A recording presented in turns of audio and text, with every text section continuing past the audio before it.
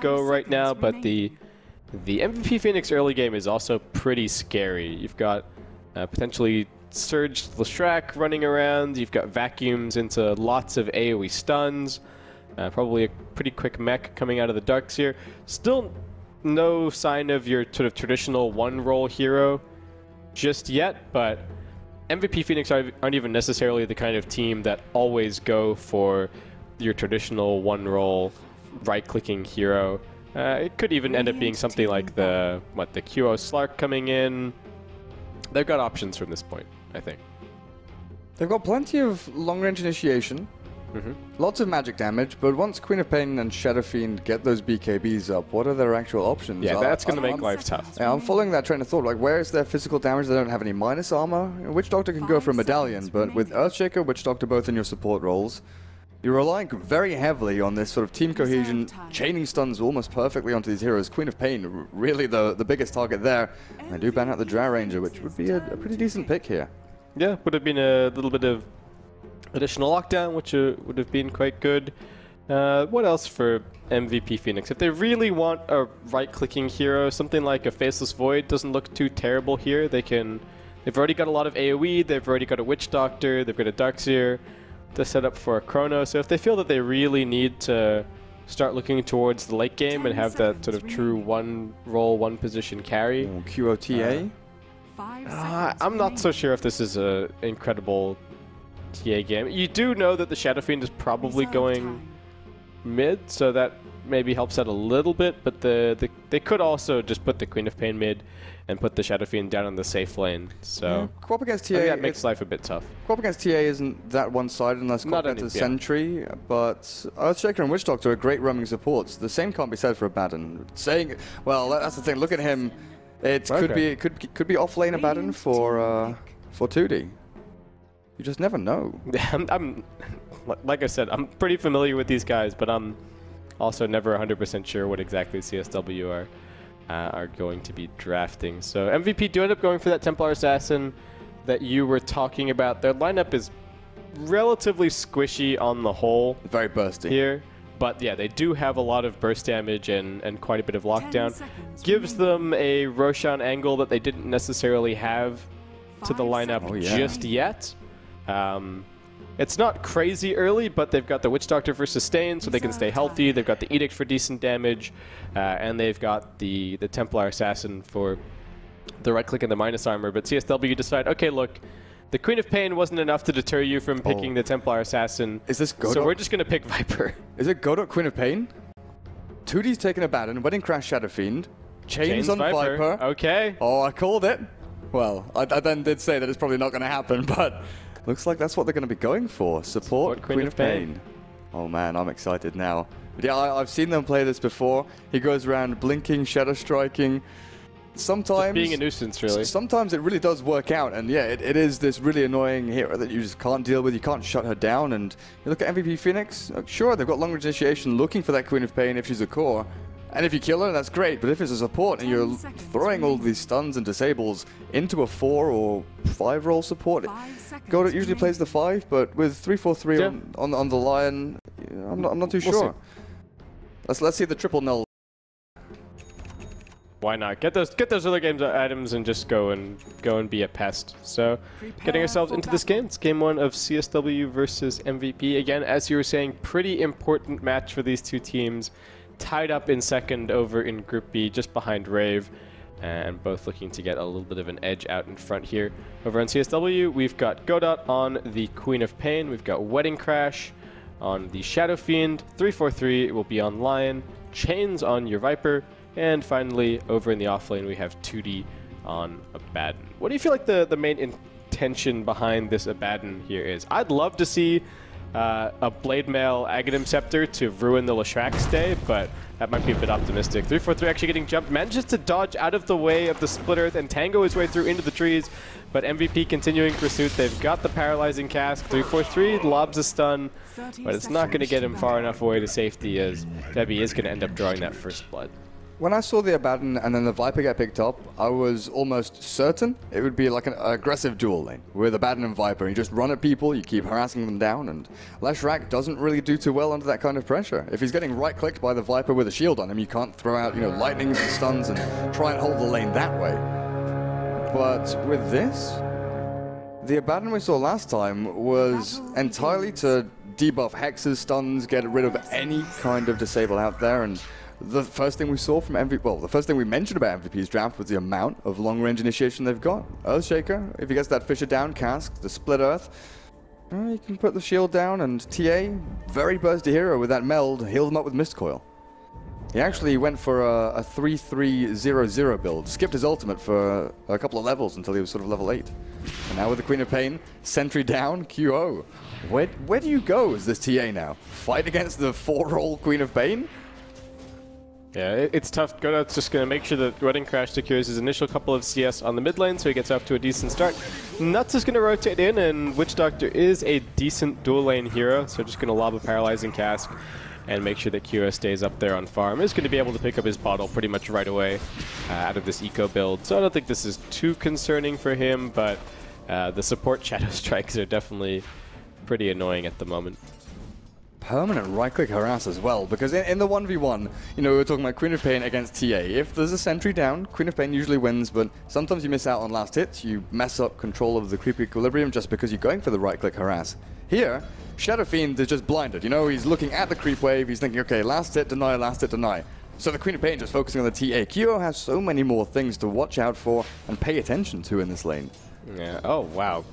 They just Fissure and stun down the Viper bottom lane. I don't know how that happened, since the only harassment should have been coming out of KP here on the Lesh. Especially when 3-4-3 is there.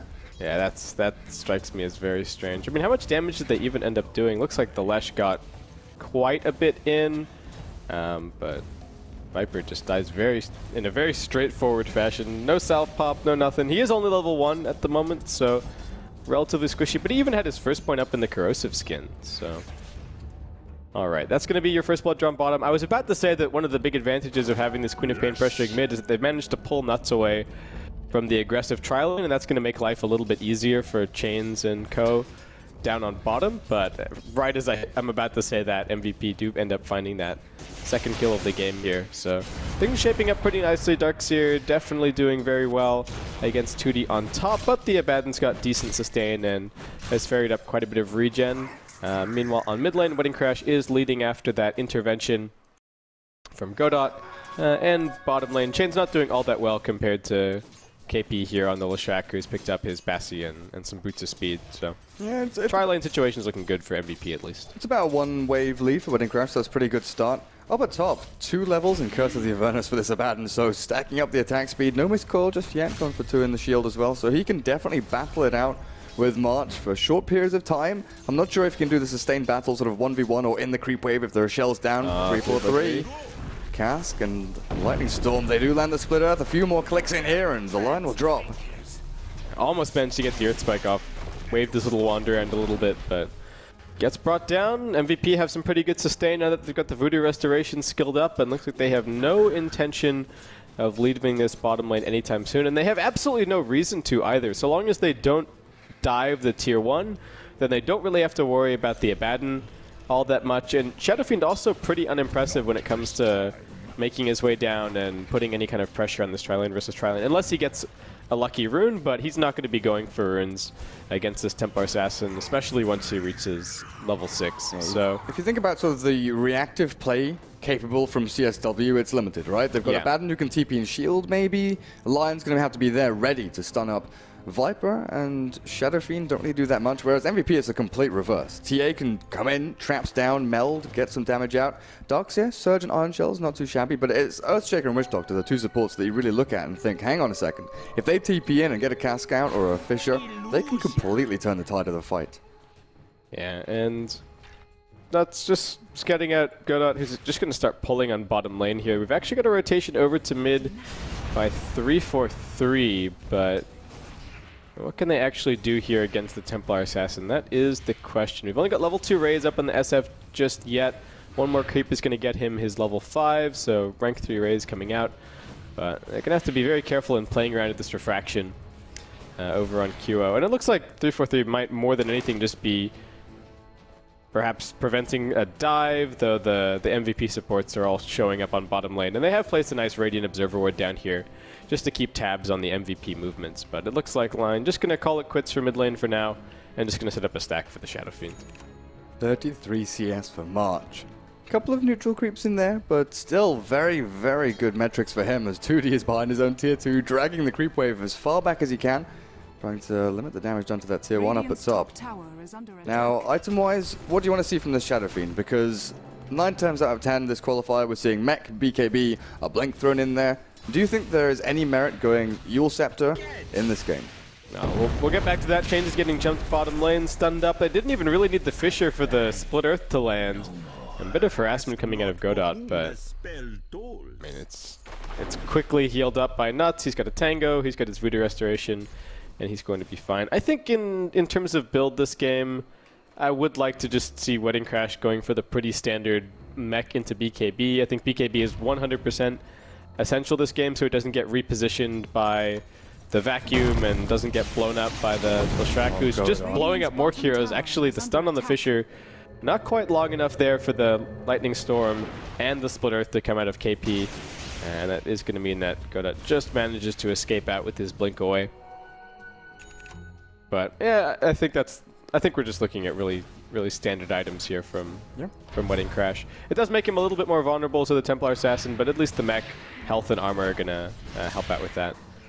QO's putting pressure down here. He's got a trap actually waiting, but 343 comes running in, and the creeps already chewed off the refraction charges. They need this Earth Spike to land. But 343 loses track, and now QO comes in. Wedding Crash still has this double damage, and I think they need to respect that at least a little bit more.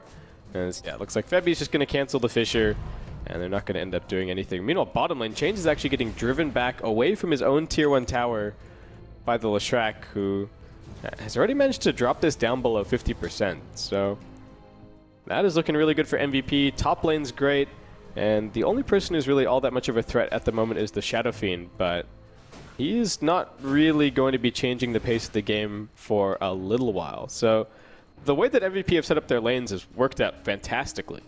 Yeah, CSW, they're doing well level-wise, but in terms of net worth, I just took a quick look. Last set-wise, it looks okay, but net worth is 3k on the Leshrac, even with that Shadow Fiend. TA and then Darkseer are leaps and bounds ahead of the Abandoned Viper, though. Yeah, that is not looking very pretty. Darkseer, nothing too shocking coming out from him just yet. Does go for Arcane Boots and the Soul Ring, so lots of extra mana and sustain for March. Honestly, I don't know if I'm a fan of getting both of these items on Darkseer these days, but he's got the safe lane farm and should still be able to pick up mech pretty quickly. QO comes running in looking for 343 mid, but does have to respect the 2 disables being up and doesn't want to dive too far. Does have Nuts and Febi here now, and might consider a re-engagement, but looks like they're going to call it quits as well and just start making their way down towards bottom to team up with KP once again. I was in the same boat as you until sort of 2 weeks ago or so with the Arcane Soul Ring on Darkseer. I thought, hang on a second, do you actually need that amount of mana? And then with the addition of Glimmer Cape to the arsenal of Darkseer, we'll come back in a second. Viper bot lane, Fissure not going to block him on the correct side. But a lot of Darkseers now are sort of going Glimmer Cape before mech and then going into mech, and there's so much mana expenditure there. I kind of feel you need Arcanes and Bottle or Arcanes and Soul Ring just to keep that going. But a lot of the time it comes down to player preference, whether they want one or the other, or I think all three is definitely overkill. Yeah, I think that's probably a fair point. QO's picked up an Invis rune here. He's running down towards bot. MVP looking for some kills, and the bonus tower may be thrown into the mix. There is a glyph available for CSW, and hopefully for their sake there's some TPs. Godot getting bursted pretty heavily. The Maledict doesn't come out very early, and I think that means he's going to be just fine retreating out here. Looks like Chains also just able to TP back to the fountain, but they get driven off the tower, and MVP bring everybody down to bottom lane to 100% secure this tier 1. As soon as Godot got gone on there, Chains was like, nope, I'm TPing out of here, not going to risk a damn thing. Yeah, I mean, they could try and TP in a bunch of heroes, like the Abaddon making his way down, but at this stage they may not even win that fight with everybody committed, so gonna play it nice and safe. They really desperately need some farm on this Viper. I feel like this is the worst start I've seen for a Viper in a very long time, and it's probably the worst start that a Viper has had in the in the SAA qualifiers, if I had to guess. So here's the question. If Shadowfiend does go for the Mech BKB, which, you know, we like seeing because of Razors, he can farm it a lot quicker than pretty much any hero in the game. You get, you know, a 9-minute mech and all of a sudden you're running at towers and it's very difficult to fight into you. What's the Viper's itemization? Do you I think you go like Yasha? Tread's Drum, maybe. Okay. I just feel like MVP are going to be 5-manning so heavily that you need small items and you need to be ready to fight. Godot gets caught out here, chain stunned a little bit, and the Meld Strike is going to finish him off. Tooty goes running into the thick of things with his Curse of Avernus, but the rest of his team can't really follow him up at the moment. And now March is coming in. Yeah, March running in from the side, comes in with the Surge. There's some stuns out of Tooty that's already popped the borrowed time. Throws out one more nuke for a little bit of healing while that's up. Kyo running forward with his Phase Boots and an Ion Shell active. No mobility item just yet, but the traps are going to continue to slow things down. The Surge onto 343, just running around with the Ion Shell. He has had his refraction chewed through. He needs to wait for that to cool down. 343 looks like he's going to be able to escape, just dodging out of the way of that level 3 Fissure from Febby. But MVP do come back, clean up the tier 1 tower.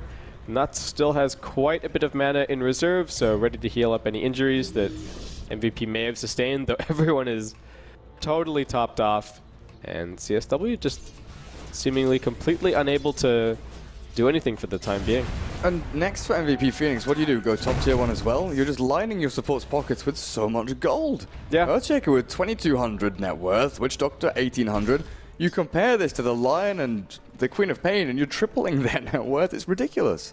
Yeah, and this is where we talked about the gamble of the support Queen of Pain, that you're kind of a nuisance, but the trick is that pestering and needs to go and actually win some lanes and tip the balance so that your cores are finding significantly better farm, but that has not been the case whatsoever here, and the support Queen of Pain kind of weakening the tri-lane to the point where the Viper is now, I mean, not out of range necessarily of recovering back into this game, but it is going to be tough, and Viper is not a good flash farming hero by any stretch of the imagination. Now you mentioned stats and sort of implied auras with your comment about his item build, and I was looking for that. Ring of Aquila, drums, treads, things like that. It looks like he might be Vlad's.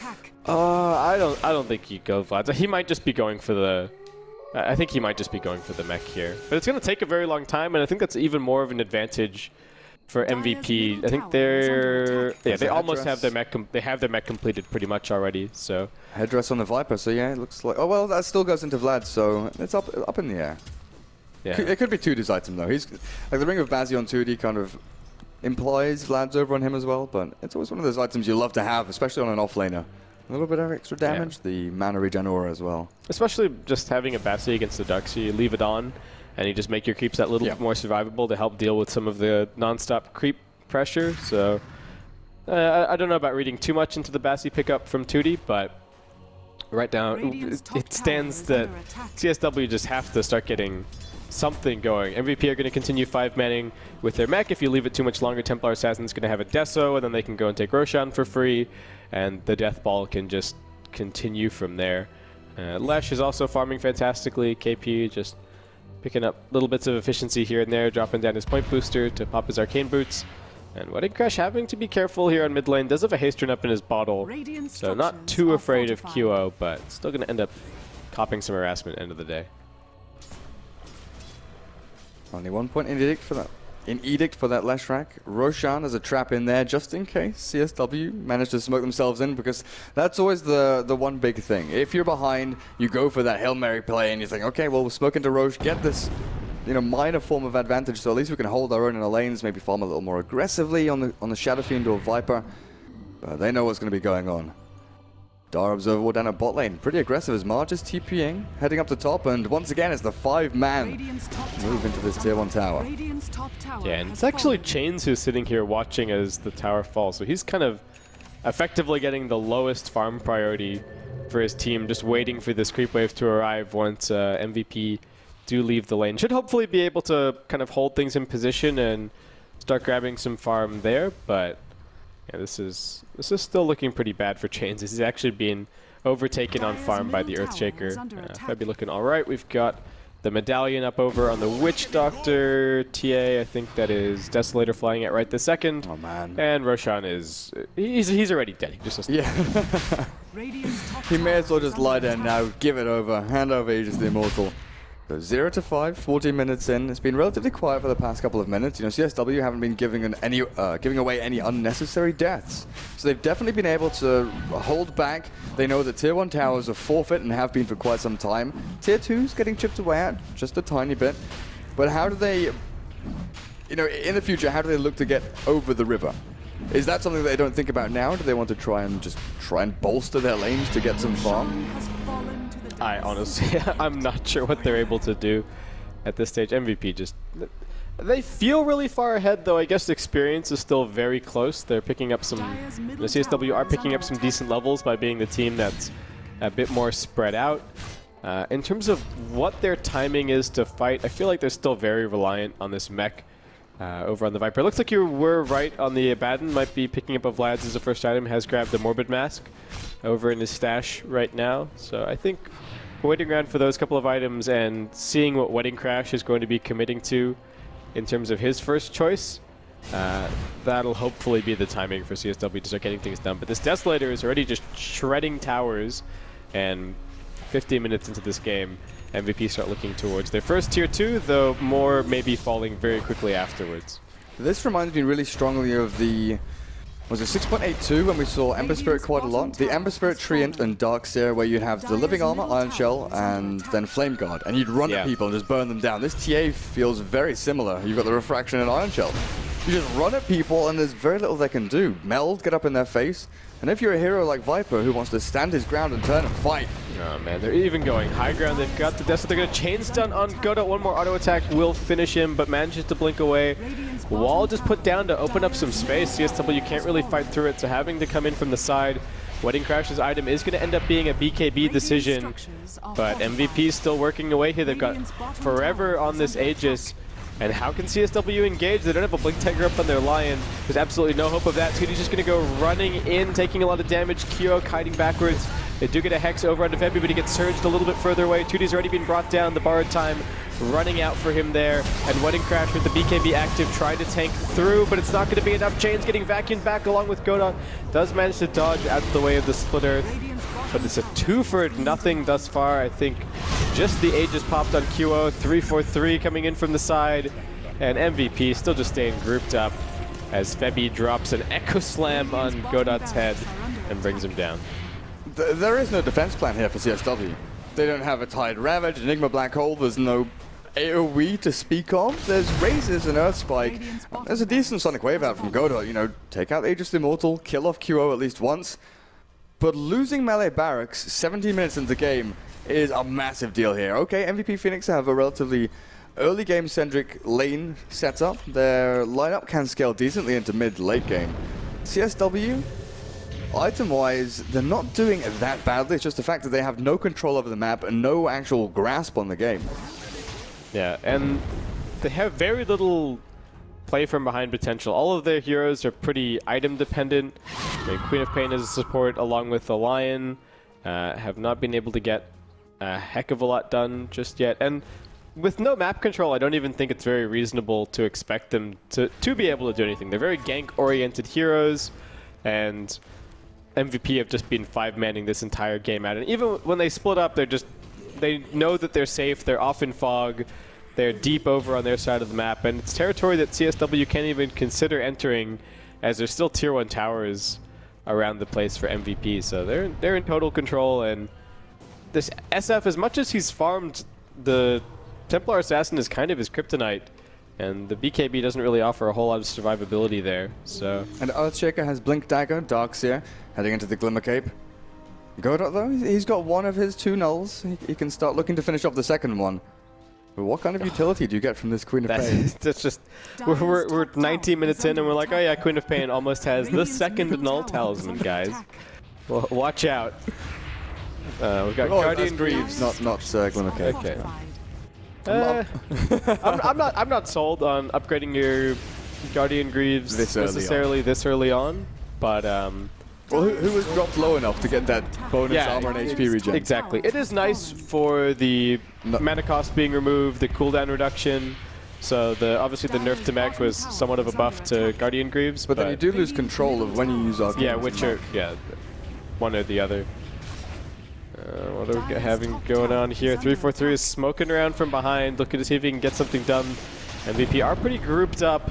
But Febi's just looking for a good opportunity to jump in an Echo Slam. Fisher catching out Wedding Crash. He was trying to invis in to get a Requiem off, but no chance. They get vacuumed together. There was already a Sentry Ward from MVP. They were prepared for this. March taking a little bit of damage, but looks like 343 just going to get run down. Febi jumps in, drops the Echo only on Tootie, and then very quickly retreats himself back towards the wall. QO comes jumping in, but he's just focusing on the tower for the time being. The cast will bounce around somewhat as Chains does manage to successfully retreat with a buyback from the Lion. MVP are undeterred. They're going to keep on pressing forward. Wand charges are still available for QO. Manages to tank through the Sonic Wave and a bunch more besides. 2D still on these front lines, but borrowed time on cooldown 15 seconds. It looks like KP going to try and burn him down. One auto attack from Chains is going to prove to be enough of a deterrent, as it's actually QO and March fighting fighting down here on the bottom side. Oh no, I'm losing it today, Birka. not being a good casting day for me. But anyway, so MVP, they get the tier 3. The range barracks actually still stands bottom lane, but they have completely opened up the CSW base. They can back up, they can farm whatever they want, they can take another Roshan, and they can basically come and end the game. I'm really struggling to see what CsW can do from this point. Shane and I had a couple of moments earlier on today, so I think, you know, you look at it, everyone's had a pretty long week. It's getting to the end. You know, no excuses needed. Let's just move right along. Yeah, it's all good. It's all good. But win condition here for CsW, I'm with you. I just do not see it. I don't know what item they'd get in the next 5 minutes, 10 minutes that would allow them to come back. It kind of comes down to, if MVP want to lose this game, they've got to make some serious mistakes. And the way they're playing right now, this game, I was saying it before it started, it's pretty damn important for both teams. A 2-0 here puts them on even level with Rave up at the top with 7 points. Yeah. Is this I'm guessing this is what, the third match for each of these two teams? I mean, this is the second series. They're tied, but how many games have they? How many matches have they each played? This is the third. Yeah, this is the third series of Phoenix and CSW. And MVP are still yet to play Invasion, and CSW are yet to play Rave. Right? CSW have to play Rave. Yes. Yeah, you're right. Okay, so. Yeah, this does not bode well for CSW. They definitely need I think at least the 1-1 here. It obviously depends on how they do against Rave, but Rave have been looking very good in this group. So it's not necessarily do or die just yet, but I feel like game 1 is kind of already in the books, and the CSW already have to start planning for game 2. I don't know if it's going to be taking a more lane-focused approach. Maybe they got caught somewhat off guard here by the way that MVP chose to set their lanes and just how successful they were with it, but I don't know what the high ground defense plan is here. Do we know who picked first pick inside in this game? I'm not sure. I'm just trying to think back. So CsW were first pick, but I don't know if they selected it. Okay. Is the only thing. Yeah, because MVP had less track in the S. QO just goes in. Blink, Melstrike, Echo Slam onto 2. Wedding Crash has caught the Rec Room with his BKB. A decent amount of damage down onto KP, and with Tootie there, Febi nearly dies, but with the Greaves out, not enough. QO now on the retreat from Wedding Crash, but they've already lost 2. They're going to lose a third. Tootie's down, and Rax soon to follow. And MVP, I mean, they're cruising at this point. Nut still has plenty of mana to channel into the Voodoo Restoration to keep his team healthy. That's bottom laner X gone, mid laner X gone, and they're just gonna keep on moving forward, I think, towards the top lane. CSW won the toss and elected to first pick. Does that mean that next game MVP chooses first pick or side? Or yes, I believe so. Okay. So I think I think selection passes to the other team on Okay, if CsW get dire, I'm going to call a support pudge for Godot. Radiant's top tower is Have you seen them? Have you seen them run it? Yeah, I've seen it. The funky pulling from the large camp. We're going to buy back from the Shadow Fiend here. Kyogo's jumping in, looking towards the Queen of Pain. Kyo taking up quite a bit of damage, but there's a vacuum back. No follow-up just yet, but Kyo still pretty tanky. He's got up another refraction, yes. Now has his BKB back off cooldown. In the midst of this fight, Sonic Wave is going to land on 3. Nuts still doing his best to keep KP alive, but KP will end up falling, though. Immediately reappears back in the dire base. Kyo throwing out a few more auto attacks. Picks up a dominating streak. Nuts does grab himself a double kill in the midst of all of this. As we have buybacks coming out. Godot lands once again. Looks like Nuts will be finished off as MVP slowly marched down middle lane, but well, as I say, that March himself is going to be TPing back. Just want to point out, I didn't mention it earlier, but that courier has been there for a good minute and a half with the ring of protection next to it, and I'm not sure why. Oh, they've realized. It's like, guess what's going on over here? It's like, okay. Yeah, my bad. I forgot to send the courier back to base. It sometimes happens when you're like, oh, I interrupted the courier, so I'm going to drag the item into the inventory of the person who it belongs to. So you miss a stage of shift queuing something. Yeah, exactly. So, okay, we do have that blade mail up for the Abaddon that I was talking about a little bit earlier, so we'll see if he can maybe pick up an Aghanim Scepter after that. But they've only got the 1 lane of racks remaining and no tier 3 tower to be found there. The Roshan is up, and Febby is just solo killed Godot down bottom lane without even using an Echo Slam. Oh, actually, was it solo? Yeah, it was solo. Okay, so Febby picks up a solo kill. Kuro has made his way over into the pit. He's got a Crystallis added to his inventory, and this should be an Aegis that puts an end to this game 1 for CsW.